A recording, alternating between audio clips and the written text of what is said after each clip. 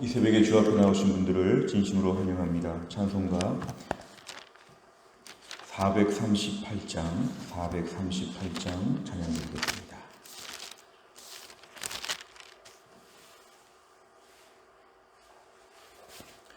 찬송가 438장입니다. 내 영혼이 은총 입어 중한 죄짐 벗고 보니 슬픔 많은 이 세상도 천국으로 화도다. 할렐루야 찬양하세. 내 모든 죄 사함받고 주 예수와 동행하니 그 어디나 하늘나라. 주의 얼굴 뵙기 전에 멀리 궤던 하늘나라. 내 맘속에 이루어지니 날로 가깝도다. 할렐루야 찬양하세. 내 모든 죄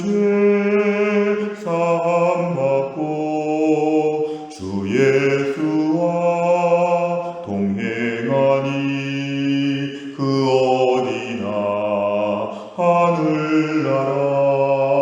높은 산이 거친 들이 조막이나 궁궐이나 내 주 예수 모신 곳이 그 어디나 하늘나라. 할렐루야 찬양하세. 내 모든 죄 사함받고 주 예수와 동행하니 그 어디나 하늘나라. 아멘. 하나님 말씀은 마태복음 10장입니다. 마태복음 10장 34절부터 11장 1절까지입니다. 마태복음 10장 34절 신약성경 16페이지에 있습니다. 마태복음 10장 34절부터 11장 1절까지입니다.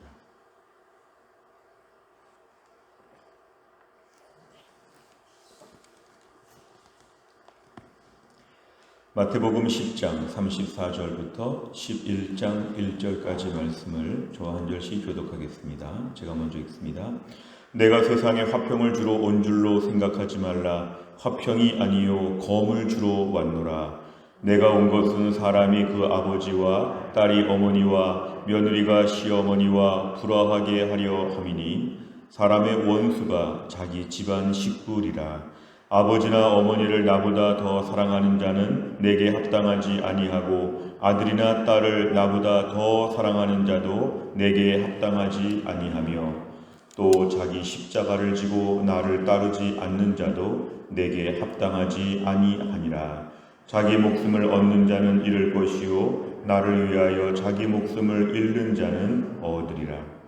너희를 영접하는 자는 나를 영접하는 것이요 나를 영접하는 자는 나를 보내신 이를 영접하는 것이니라.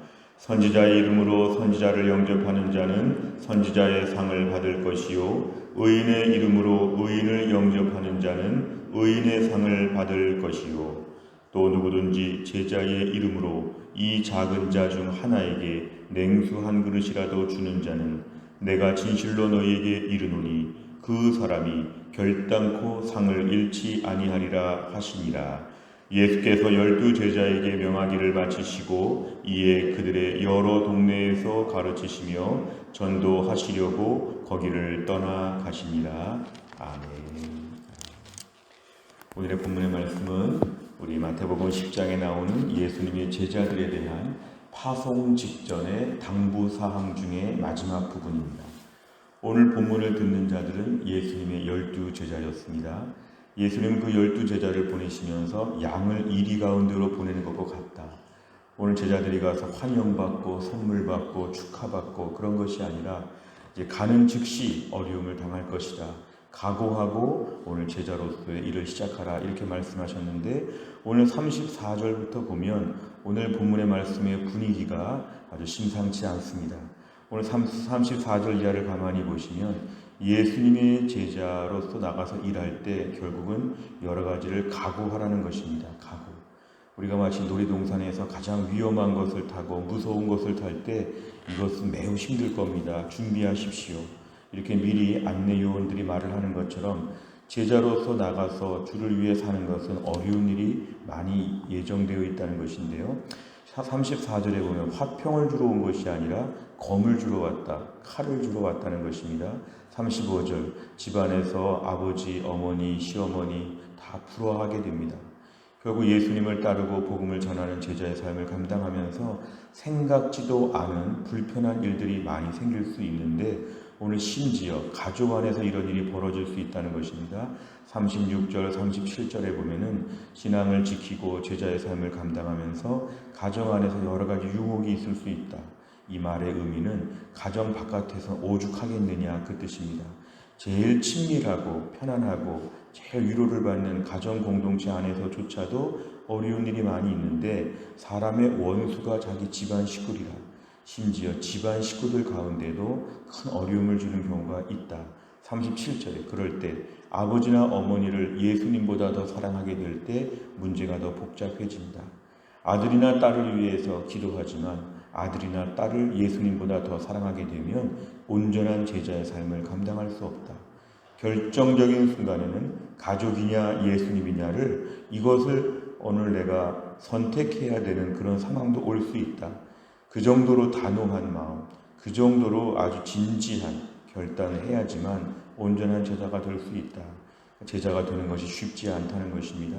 38절에 보면은 자기 십자가, 여기 특별히 자기 십자가라는 말을 잘 봐야 합니다. 자기만의 십자가가 반드시 있다는 것입니다. 어떤 모양인지 어떤 크기인지 알 수 없으나 자기 십자가가 있는데 그것을 꼭 지고 예수님을 따라야 한다. 어떤 분에게는 건강의 십자가, 어떤 분에게는 정말 가족의 십자가, 어떤 분에게는 여러 가지 직장의 경제적인 십자가, 수많은 십자가가 있을 때 그것을 들고 그렇기 때문에 주님 못 따르겠습니다, 이러면 안 된다는 것이죠. 십자가는 기본이다.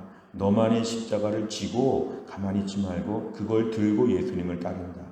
예수님을 좀 가볍게 따르고 싶은데 십자가 주면서 그거 들고 오라는 것이죠.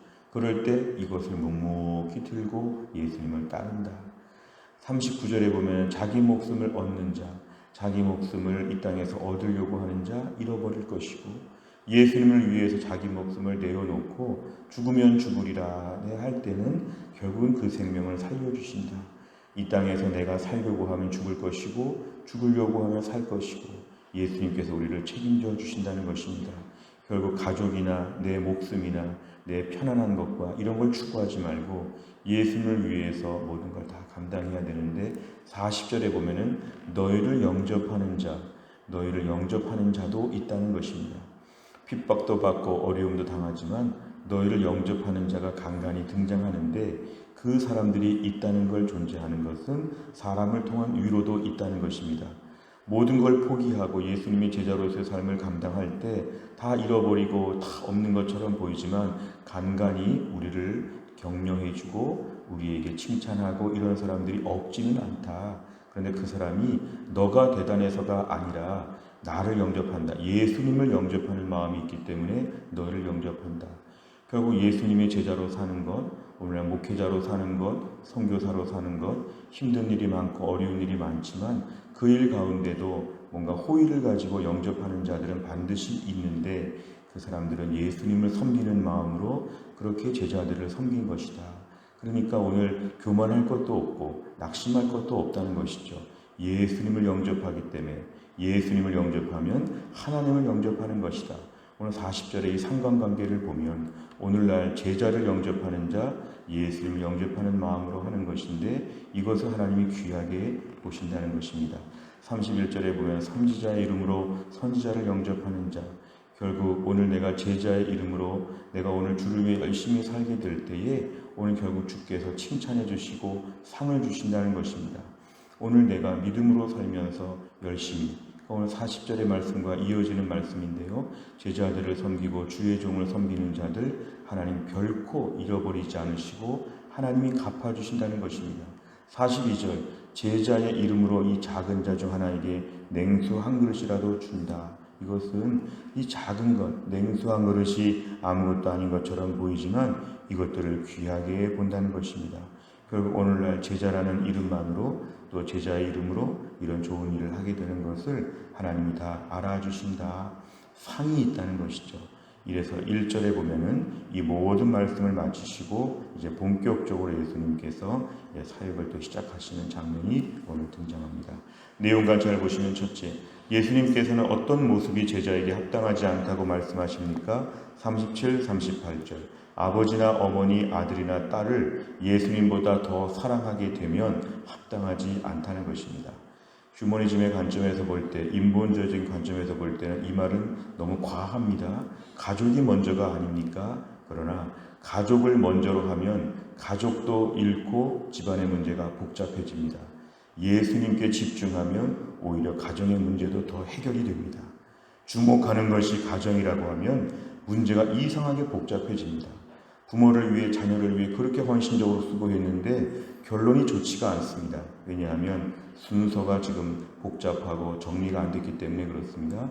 예수님께 집중하면 결론적으로 아버지나 어머니, 아들, 딸에게도 더 잘하게 되고 관계도 좋아지고 그들도 축복을 받는다. 오늘 순서를 지금 정해주시는 것입니다. 예수님이 먼저고 아버지, 어머니, 아들, 딸은 그 다음이다. 그렇게 하면 결론적으로 다 안정감 있게 다 잘 된다. 그 뜻입니다. 두 번째를 보면 예수님께서는 제자들을 섬기는 자에게 어떤 약속을 주십니까? 42절에 보면은 반드시 상을 잃지 아니하리라. 상을 잃지 아니하리라. 뭔가 우리에게 상이 있다는 것입니다. 세 번째를 보면 예수님께서 왜 제자의 삶이 소망 가운데 복음을 전하는 삶이라고 말씀하십니까?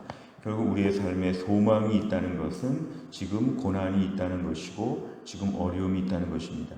아까 1번 문제에서 38절을 안 봤는데요.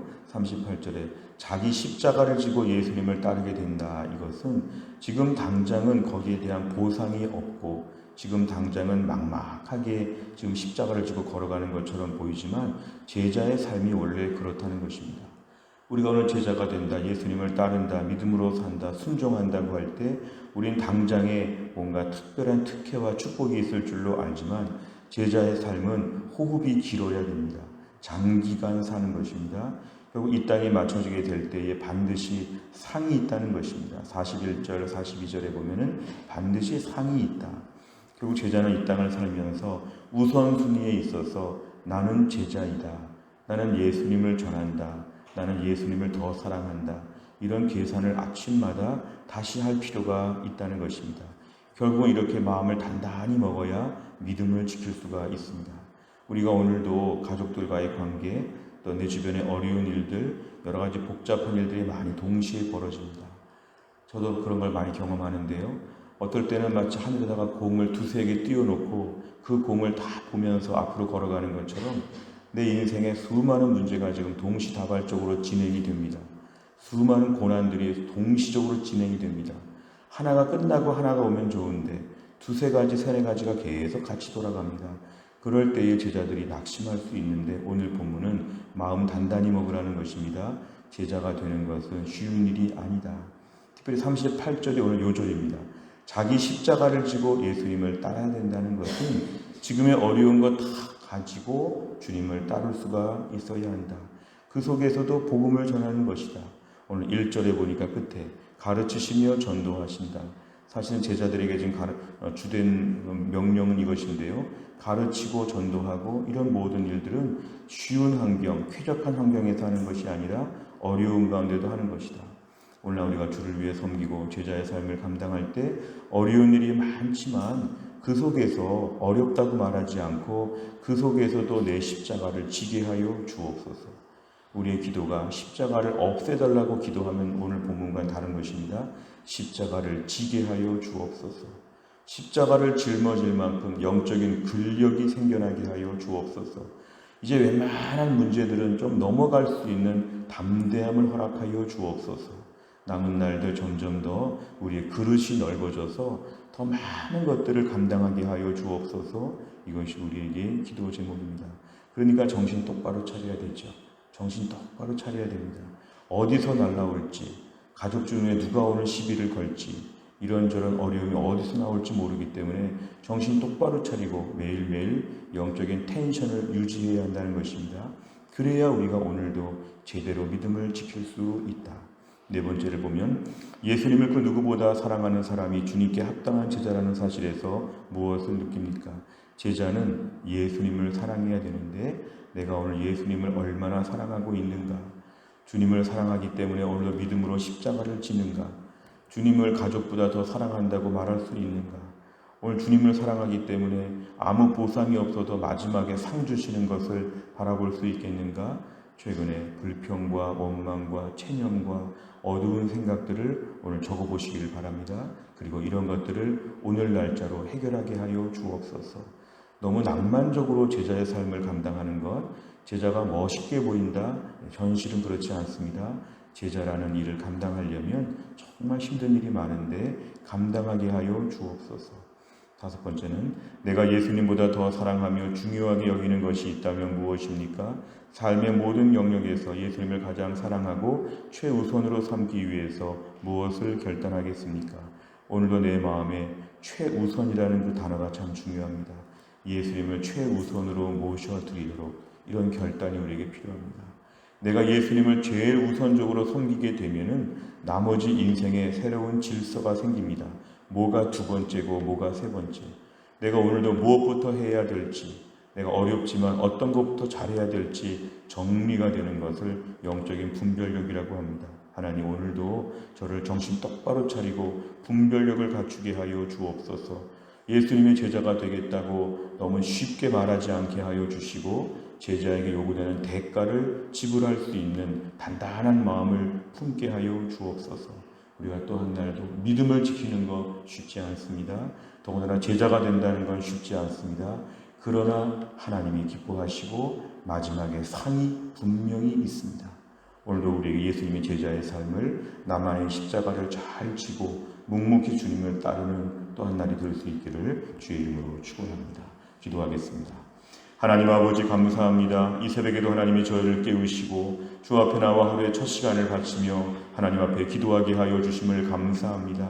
전능하신 하나님, 오늘도 우리가 말씀을 묵상하는 가운데 예수님의 제자가 얼마나 이 땅에서 많은 것을 감당해야 되는지, 감수해야 되는지, 각오해야 되는지를 오늘 말씀을 통해 들었습니다. 심지어 가정 안에서조차도 어려움이 있을 수 있고 나의 십자가를 무거운데 그것을 지고 가야 되고 오늘도 이 땅에서 수많은 것을 잃어버리고 수많은 것을 양보하고 수많은 것을 넘어서야 되는데 우리의 힘으로는 감당할 수 없음을 고백합니다.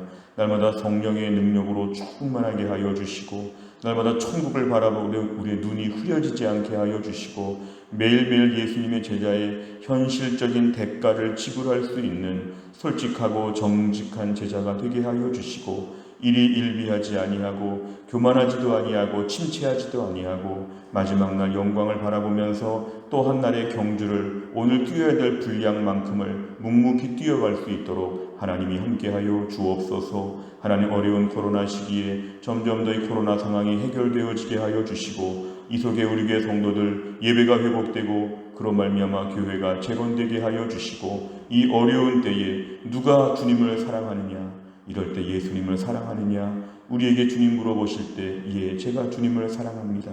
우리에게 모든 성도가 이러한 믿음으로 무장될 수 있도록 하나님이 함께하여 주옵소서. 우리 가운데 약한 분들, 몸이 아프고 마음이 아프고 삶이 힘들고 척박한 모든 성도들을 오늘도 하나님 위로하여 주시고 심령의 깊은 곳을 어루만져 주시어 다시 한번 주님의 손 붙잡고 또한 나를 뛰어나갈 수 있도록 새 힘을 이 아침에 허락하여 주옵소서. 감사드리며 예수님의 이름으로 기도하옵나이다. 아멘. 매주 수요일마다 기도하는 100대 기도 제목은 양육과 훈련을 통한 우리의 성도들의 영적 성숙과 성장을 위해서 43번부터 56번까지 기도합니다. 오늘 아침에 꼭 기도해 주시기를 바랍니다. 주기도문 하겠습니다. 하늘에 계신 우리 아버지여, 이름이 거룩히 여김을 받으시오며 나라의 임하옵시며 뜻이 하늘에서 이룬 것 같이 땅에서도 이루어지이다. 오늘날 우리에게 일용할 양식을 주옵시고 우리가 우리에게 죄 지은 자를 사하여 준 것 같이 우리 죄를 사하여 주옵시고 우리를 시험에 들게 하지 마옵시고 다만 악에서 구하옵소서. 대개 나라와 권세와 영광이 아버지께 영원히 있사옵나이다. 아멘.